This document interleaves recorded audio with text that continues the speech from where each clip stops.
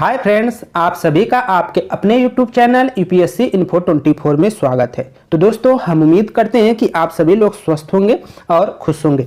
Friends, ये जो video है पीजीटी नागरिक शास्त्र का भाग 199 है। तो अगर आप TGT, PGT, LT grade, GIC और केवीएस एग्जाम के साथ साथ यूपी या एमपी असिस्टेंट प्रोफेसर की तैयारी कर रहे हैं तो ये वीडियो आपके लिए है। दोस्तों, वीडियो के अंत तक बने रहिए और देखिए कि 20 क्वेश्चन में से आप कितने क्वेश्चन सही कर पा रहे हैं, और कमेंट में जरूर बताइए दोस्तों कि आपने 20 में से कितने क्वेश्चन सही किए हैं, और कोई गलत क्वेश्चन हो तो उसको भी बताइए जिससे कि आगे सुधार किया जा सके। तो दोस्तों, स्टार्ट करते हैं आज का पहला नंबर क्वेश्चन, और आप भी स्टार्ट कर दीजिए क्वेश्चन करना। क्वेश्चन पढ़िए और करिए। स्टार्ट करते हैं। निम्नलिखित में से किसने फांसीवाद के सिद्धांत का वर्णन इस रूप में किया है कि वह समाजवाद का राष्ट्रवादी रूप है? ऑप्शन ए है मार्टिन हेडेगर ने, ऑप्शन बी है जॉर्ज सोरेल ने, ऑप्शन सी है एल्फ्रेडो रोक्को ने, ऑप्शन डी है रूडोल्फ जेनिल ने। तो आंसर हो जाएगा सी, एल्फ्रेडो रोक्को ने जो है फांसीवाद के सिद्धांत का वर्णन समाजवाद का राष्ट्रीय रूप में किया है। तो ऑप्शन आपका सी सही है। आगे देखते हैं। नंबर 2 क्वेश्चन है, स्वतंत्रता इसके अलावा और कुछ नहीं कि उस इच्छा को प्रोत्साहित करना जो विनम्र व्यक्तियों के अनुदिष्ट अंतःकरण पर आधारित हो। यह वाक्य जो है वो किस वक्तव्य से संबंधित है ये बताना है। ऑप्शन ए है उदारवाद, ऑप्शन बी है समाजवाद, ऑप्शन सी है बहुलवाद, ऑप्शन डी है फांसीवाद। तो आंसर हो जाएगा उदारवाद। तो इसका जो ऊपर कथन है उसका संबंध उदारवाद से है। कथन क्या था कि स्वतंत्रता इसके अलावा और कुछ नहीं है कि उस इच्छा को प्रोत्साहित करना जो विनम्र व्यक्तियों के अनुदिष्ट अंतःकरण पर आधारित हो। तो आंसर आपका होता है ए उदारवाद। आगे चलते हैं दोस्तों। 3 नंबर क्वेश्चन देखते हैं।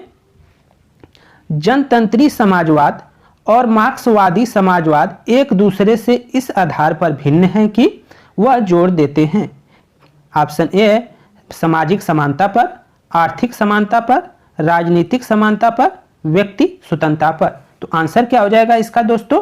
आंसर हो जाएगा डी, व्यक्ति स्वतंत्रता पर। जनतंत्री समाजवादी और मार्क्सवादी एक दूसरे से इस आधार पर भिन्न है कि वो दोनों जोर देते हैं अलग अलग व्यक्ति स्वतंत्रता पर। आगे चलते हैं। डी 4 नंबर क्वेश्चन देख रहे हैं। हाब्स के अनुसार क्या था दोस्तों? तो इसका आंसर हो जाएगा आपका बी सही हो जाएगा। हाब्स के अनुसार राज्य में व्यक्तियों की स्वतंत्रता और उनके संपत्ति से संबंधित अधिकार। इसमें आपका बी आंसर सही हो जाएगा। जो हाब्स का मानना है कि संप्रभुता के सामने जो सभी व्यक्ति हैं अपने सभी अधिकार छोड़ देते हैं तथा शासक के विरुद्ध व्यक्ति के कोई अधिकार नहीं रह जाते उनके पास, और सिवा जो है उनके पास जो अधिकार होता है वह एक स्वतंत्रता होता है, और उनके पास जीने का जो अधिकार है वो तो उनमें जो आते हैं यही मुख्य हैं कि व्यक्ति के पास जो है राज्य में व्यक्ति की स्वतंत्रता और उनके संपत्ति से संबंधित अधिकार प्राप्त होते हैं, ऐसा उनका मानना है हाब्स का। आगे चलते हैं दोस्तों। 5वां नंबर क्वेश्चन देखते हैं। समानता के उदारवादी विचारक से निम्नलिखित में से किस प्रकार का समानता अनुरूप नहीं है? समानता के उदारवादी विचार से निम्नलिखित में से किस प्रकार की समानता अनुरूप नहीं है ये बताना है। ऑप्शन ए है कानूनी समानता, ऑप्शन बी है सामाजिक समानता, ऑप्शन सी है राजनीतिक समानता, ऑप्शन डी है आर्थिक समानता। तो आंसर हो जाएगा दोस्तों 5वें का डी सही हो जाएगा, आर्थिक समानता। तो समानता के उदारवादी विचार से निम्नलिखित में से किस प्रकार की समानता अनुरूप नहीं है? तो वो हो जाएगा आर्थिक समानता, ऑप्शन डी सही है। आगे देखिए 6 नंबर क्वेश्चन है। संसदीय सरकार का सबसे महत्वपूर्ण लक्षण है। जो संसदीय सरकार होती है उसका महत्वपूर्ण लक्षण बताना है। ऑप्शन ए है संसद का संप्रभुता, बी है कार्यपालिका का विधायिका के प्रति सामूहिक उत्तरदायित्व, सी है विधि का शासन, डी है बहुमत का शासन। तो आंसर आपका बी सही हो जाएगा। कार्यपालिका का विधायिका के प्रति सामूहिक उत्तरदायित्व जो है वह संसदीय सरकार का सबसे प्रमुख लक्षण है। आगे चलते हैं। 7वां नंबर क्वेश्चन है। दार्शनिक राजा का सिद्धांत किसने प्रतिपादित किया था? दार्शनिक राजा का सिद्धांत किसने प्रतिपादित किया था ये आपको बताना है दोस्तों। ऑप्शन ए है कौटिल्य ने, बी है प्लेटो, सी है अरस्तु, डी है महात्मा गांधी ने। तो 7वां का जो आंसर हो जाएगा बी सही हो जाएगा, प्लेटो ने। प्लेटो ने दार्शनिक राजा के सिद्धांत का प्रतिपादन किया था। आगे चलते हैं, 8 नंबर क्वेश्चन देखते हैं। किस विचारधारा ने निजी संपत्ति को प्रगति की आवश्यक शर्त माना है? किस विचारधारा ने निजी संपत्ति को प्रगति की आवश्यक शर्त माना है? ए है समाजवाद, बी है उदारवाद, सी है व्यवहारवाद, डी है सामंतवाद। तो आंसर क्या हो जाएगा 8 का? बी सही हो जाएगा दोस्तों, उदारवाद ने। उदारवाद ने निजी संपत्ति को प्रगति की आवश्यक शर्त माना है।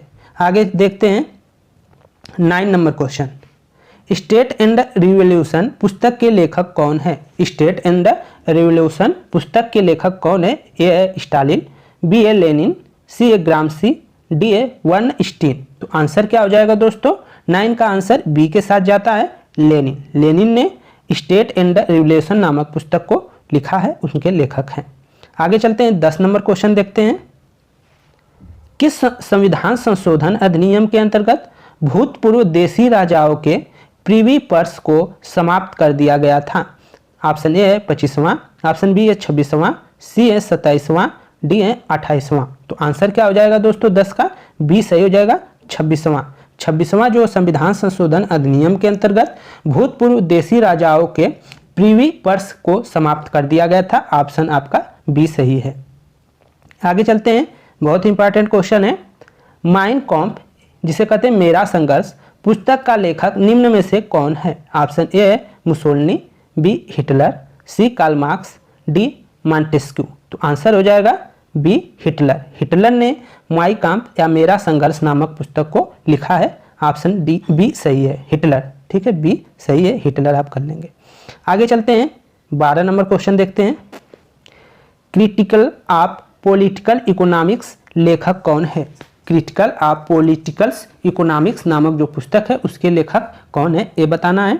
ऑप्शन ए है एडम स्मिथ, बी रिकार्डो, सी कार्ल मार्क्स, डी जे.एस. मिल। तो आंसर क्या हो जाएगा दोस्तों?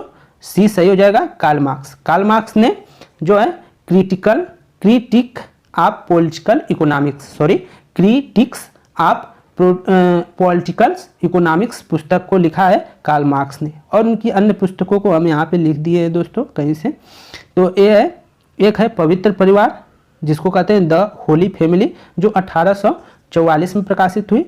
दरिद्रता का दर्शन, पॉवर्टी ऑफ साइकोलॉजी, इसको पॉवर्टी ऑफ फिलॉसफी जो है 1847 में लिखी गई है। साम्यवादी घोषणा पत्र, द कम्युनिस्ट मैनिफेस्टो, जो 1848 में प्रकाशित हुई है। राजनीतिक अर्थव्यवस्था की विवेचना, राजनीतिक क्रिटिकल ऑफ पॉलिटिकल इकोनॉमिक, जो है 1859 में प्रकाशित हुई है। और मूल्य, कीमत और लाभ जो है वैल्यू, प्राइस एंड पॉवर्टी भी पुस्तक है। दास कैपिटल को आप लोग जानते हैं। तो ये 6 किताबें हैं, इनको नोट कर लीजिएगा। और सन कभी कभी पूछता है, सन ज़्यादा इंपॉर्टेंट नहीं है, किताबें लेकिन पूछ सकता है। आगे चलते हैं, किस संविधानवादी विचारक ने प्राकृतिक अवस्था का चित्रण शांति, सद्भाव, पारस्परिक सहायता, सुरक्षा की अवस्था के रूप में किया है? ऑप्शन ए है हॉब्स, ऑप्शन बी है लॉक, सी है रूसो, डी है हेनरी मेन। तो हेनरी मेन तो होगा नहीं, इसमें से 3 में से कोई एक है, तो आंसर होगा बी। किस संविधानवादी विचारक ने प्राकृतिक जो अवस्था है उसका जो चित्रण शांति, सद्भावना, पारस्परिक सहायता और सुरक्षा की अवस्था के रूप में किया है? तो उसने किया है, लॉक ने किया है, ए याद रखेंगे। आगे चलते हैं, 14 नंबर क्वेश्चन देखते हैं। क्वेश्चन है, समाजवाद का संबंध मुख्यतः निम्न से किस वर्ग से है? समाजवाद का संबंध निम्न में से किस वर्ग से है, ये बताना है। ऑप्शन ए है पूंजीपति से, ऑप्शन बी है सैनिक से, ऑप्शन सी है श्रमिक से, ऑप्शन डी है उत्पादक से। तो आंसर क्या हो जाएगा? समाजवाद का जो संबंध है दोस्तों वह श्रमिक वर्ग से है। ठीक है, ऑप्शन सी सही है। आगे चलते हैं, 15 नंबर क्वेश्चन देखते हैं। सर्वाधिकारवाद में व्यक्ति की अपेक्षा निम्न में से किसे अधिक महत्व दिया जाता है? सर्वाधिकारवाद में व्यक्ति की अपेक्षा निम्न में से किसे अधिक महत्व दिया जाता है, ये बताना है। ऑप्शन ए है समाज को, बी है राष्ट्र को, सी है राज्य को, डी है संसार को। तो आंसर क्या हो जाएगा? सी सही हो जाएगा, 15 का सी, राज्य को। सर्वाधिकारवाद में व्यक्ति की अपेक्षा अधिक महत्व दिया जाता है राज्य को। आगे चलते हैं, 16 नंबर क्वेश्चन है,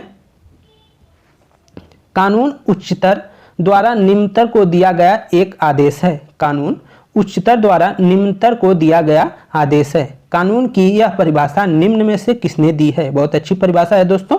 ऑप्शन ए है ऑस्टिन ने, बी ए सालमंड ने, सी ए विल्सन ने, डी ए ग्रीन ने। तो इसका आंसर क्या हो जाएगा? 16 का ए सही हो जाएगा, ऑस्टिन ने दिया है। ऑस्टिन ने कहा है कि कानून जो है उच्चतर द्वारा निम्नतर को दिया गया एक आदेश है। ऑप्शन ए सही है।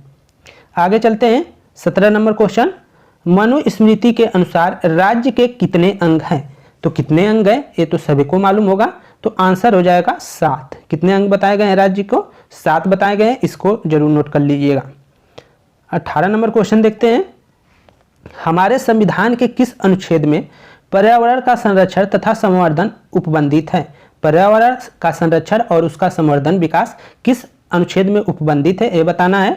अनुच्छेद 48, अनुच्छेद 48 क, अनुच्छेद 47, अनुच्छेद 47 क। 47 यहाँ क है, यहाँ पे 47 है, तो इसको भी ध्यान रखेंगे। क ए बी सी डी होता है, उसको हिंदी में क ख ग घ कहते हैं, तो इसको याद रखना है। तो दोस्तों इसका जो आंसर हो जाएगा 48 क सही है। ठीक है, अनुच्छेद 48 क में अनुच्छेद 48 क में पर्यावरण का संरक्षण तथा संवर्धन उसके वृद्धि का उपबंध किया गया है 48 क में, इसको याद रखिएगा। आगे देखते हैं, 19 नंबर क्वेश्चन है, निम्नलिखित तथा अलिखित संविधानों में भेद मात्रा का है, गुण का नहीं। जो लिखित संविधान है और अलिखित संविधानों में भेद मात्रा का है, गुण का नहीं। यह कथन किस विचारक का है?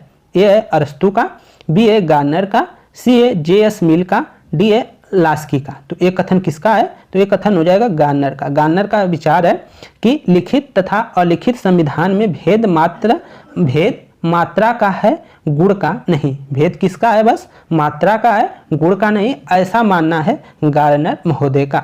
आगे देखते हैं, 20 नंबर क्वेश्चन है, प्रारक्षण के सिद्धांत का प्रतिपादन किया था या प्रतिपादक कौन है?